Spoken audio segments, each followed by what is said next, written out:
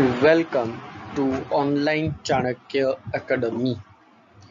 Standard 12th Commerce English Medium Subject Statistics Chapter number 2 Linear Correlation.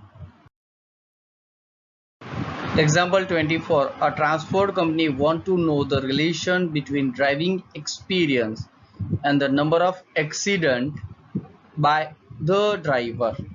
The sum of square of difference in the rank, the sum of square of differences, which is known as a sigma d square, to driving experience and the number of accident by 8, n is equal to 8, is 126. Clear? Here n is equal to 8 is given, sigma d square is 126. Now our equation r is equal to 1 minus 6 sigma d square divided by n into bracket n square minus 1. Clear? Now next step, r is equal to 1 minus 6 into 126 divided by 8 into bracket 8 square minus 1. R is equal to 1 minus 756 divided by 8 into bracket 64 minus 1. R is equal to 1 minus 756 divided by 8 into 63, which is R is equal to 1 minus 1.5. So here value of R is equal to minus 0.5.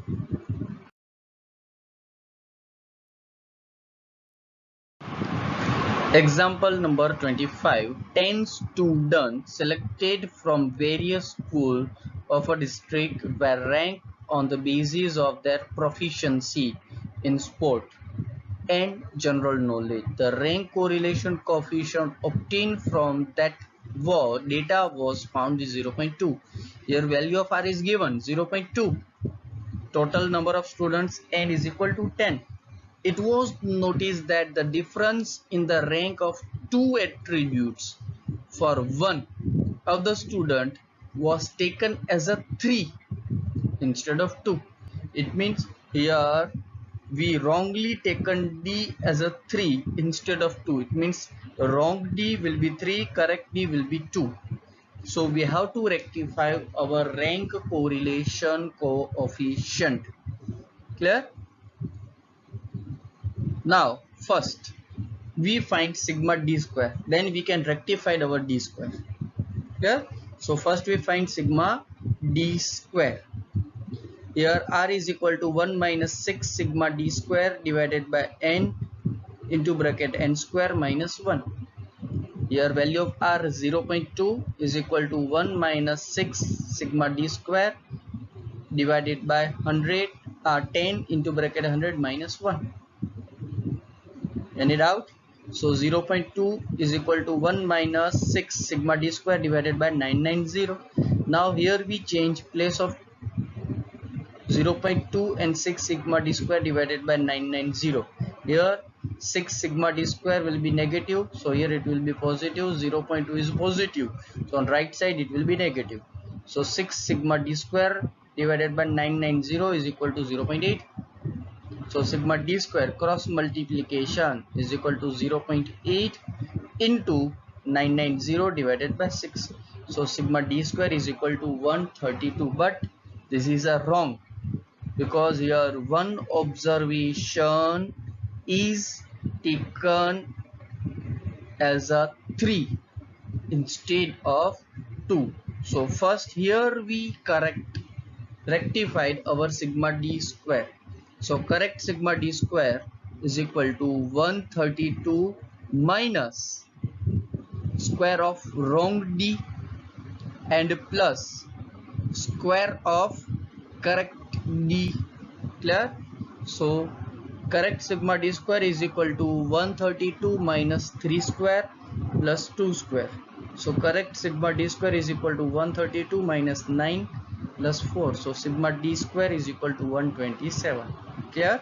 यहाँ पर आपको correct D square find करना है, यानी जो 132 है उसमें से जो रॉन्ग डी स्क्वायर है वो माइनस करेंगे और करेक्ट डी स्क्वायर उसको प्लस करेंगे. So corrected sigma D square is equal to 127। चलो अब फिर से वैल्यू फाइंड करेंगे इक्वेशन में, r is equal to 1 minus 6 sigma D square divided by n into bracket n square minus 1. So r is equal to 1 minus 6 into 127 divided by 10 into bracket 10 square minus 1. So r is equal to 1 minus 762 divided by 990. So r is equal to 1 minus 0.7697. So r is equal to 0.23. Here value of r is equal to 0.23। बहुत ही important question है और exam के लिए भी most important. पूरा ध्यान से refer करो। अगर खबर कुछ भी डाउट हो, कुछ भी समझ में ना आए, सीधा कॉल करो, ठीक है।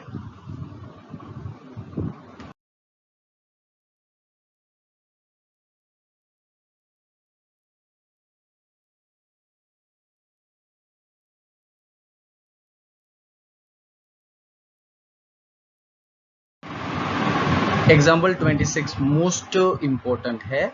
सबसे पहले जो भी स्टेप्स आपकी स्क्रीन के सामने आ रहे हैं वो आराम से नोटबुक में नोट डाउन करते जाओ, ठीक है। मोस्ट इम्पोर्टेंट है, सो एकदम ध्यान से समझना है। जैसे सबसे पहले क्वेश्चन में आपको एक रेशियो दिया है, कोवेरिएंस ऑफ एक्स वाई और variance of S x, means x का जो वेरिएंस है उसका, दैट इज 3:5। और फिर standard deviation of x and standard deviation of y का रेशियो दिया है, दैट इज 1:2।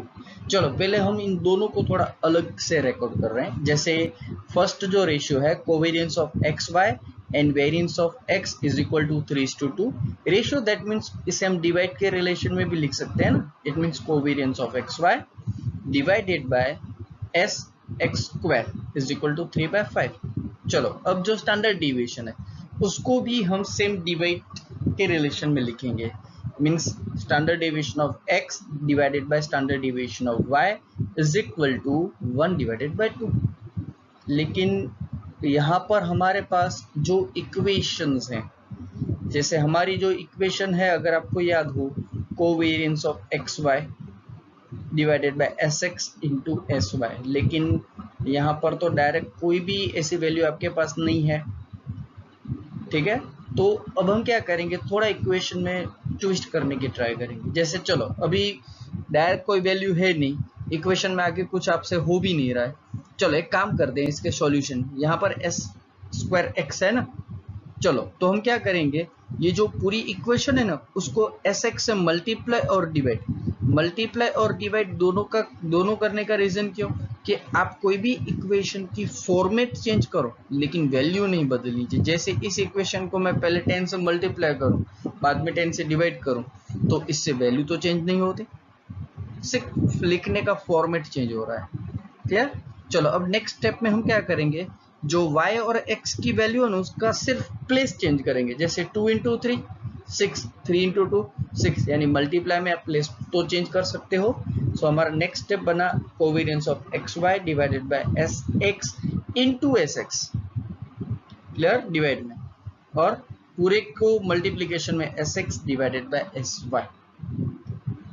तो आपका जो स्टेप बना, जैसे देखो अभी आपके पास कौन सी वैल्यू बची है, covariance of x Y divided by S x square, तो देखो ऊपर उसकी वैल्यू है 3/5 into S x divided by S Y की value 1/2।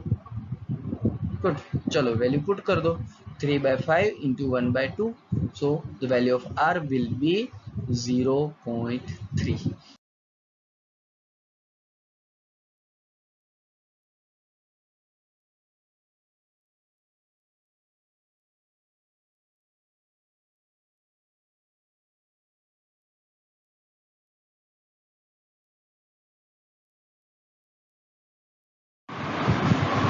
Example number 27, the following results obtain, आपको वैल्यू दी है, जैसे n की value sigma x minus x bar into Y बार की value, standard deviation of x की वैल्यू, और sigma y minus y bar square is equal to 160। चलो यहाँ पर कौन सी वैल्यू होनी चाहिए, अगर आपके पास स्टैंडर्ड डेविएशन है और सिग्मा x माइनस एक्स बार y माइनस वाई बार दिया है, तो हाँ, तो हमारी इक्वेशन होनी चाहिए r is equal to sigma x minus x bar into y minus y bar divided by n into S x into s y. तो आपके पास सब वैल्यू है, सिर्फ स्टैंडर्ड डिवीजन ऑफ y नहीं है। तो सबसे पहले हम standard division of y find करेंगे। तो उसकी इक्वेशन क्या है? Standard division of y is equal to under root sigma y minus y bar square divided by n। चलो वैल्यू पुट करो। Standard division of y is equal to 160 divided by 10। So next step, standard division of y is equal to under root 16। So standard division of y is equal to 4। चलो value put करो main equation में। r is equal to 72 divided by 10 into 3 into 4. So r is equal to 72 divided by 120. So the value of r will be 0.6. Clear?